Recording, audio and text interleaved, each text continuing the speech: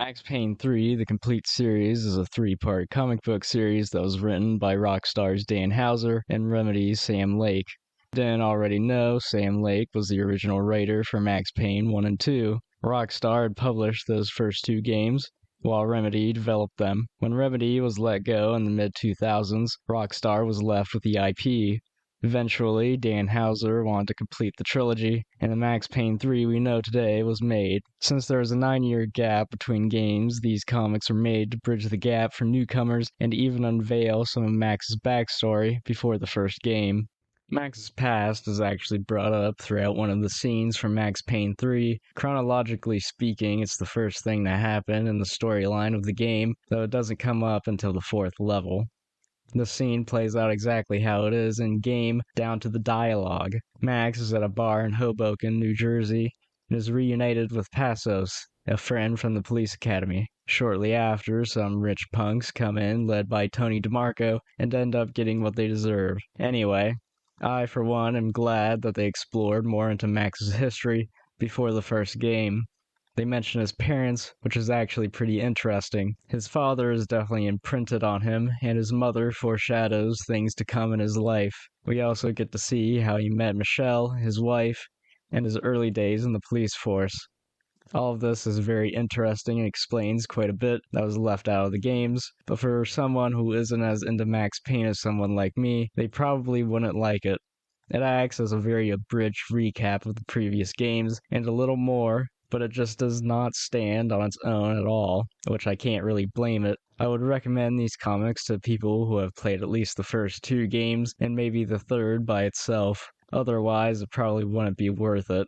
Comics are pretty short, and most things would go over the reader's head had they not played the games. The art is pretty good though, and looks very similar to the art direction they took with Max Payne 3, with a very detailed, gritty look.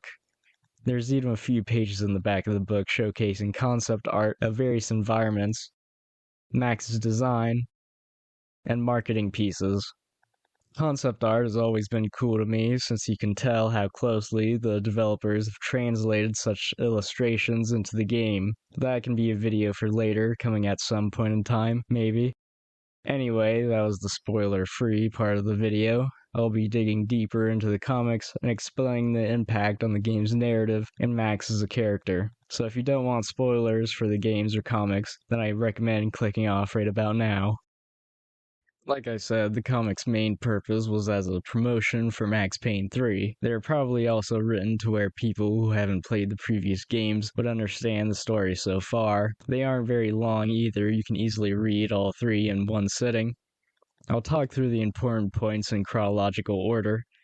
For the first time, we actually get to see Max's early childhood before the first game. His father is a drunkard Vietnam veteran and is abusive towards his wife. Like I said before, Max's father actually appreciates him and tries to teach him certain lessons about life, some of them specifically showcased in these comics being references to Max's outlook in the later games. Max's grandfather on his mom's side is somebody he looks up to and constantly makes literary references, another staple of Max Payne's writing. When his mother passes away, he is wrought with grief. Of course, another theme throughout the series, the women that Max has let down, killed, or loved, or maybe a combination of, still haunts his memories. His father starts dating prostitutes as if his wife meant nothing to him. Around the age of 12, Max uses one of his father's guns, shooting and killing him. This is definitely the darkest thing Max Payne as a franchise has ever done, and it does leave a few questions for me. Like, did Max just never face the consequences for this? Think about it. How did a kid that literally shot his father with the intention of killing him be allowed to become a cop just a decade or so later?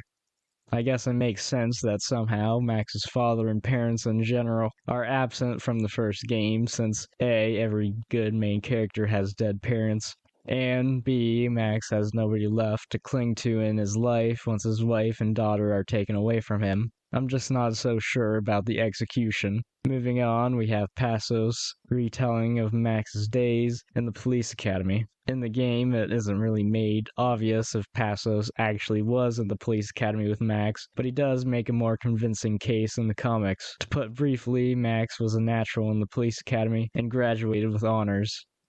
The other guys in the academy loved Max, and overall it was a good time. Max's early days in the force was also a success. He and his partner Alex started cracking down hard on the drug problem. During this time, Max also learned his specialty move, the shoot dodge, which is the most fun mechanic in any video game I've played. Anyway, at one point or another, Max and Alex had dug too deep into the drug problem and paid the price, essentially leading to most of the events in the first game. Skipping over a brief retelling of those events, we see Max shortly after the second game. Jim Bravura, the police chief, sits opposite of him. In an act of covering his own tracks, Max justifies everything he did during the course of that game, at least what Bravura was aware of, including shooting Winterson. Max has let go from the force and has since been wallowing in his own self-pity, as well as alcohol and painkillers. That's where Max Payne 3 begins. At least it begins 9 years into that dark period of his life.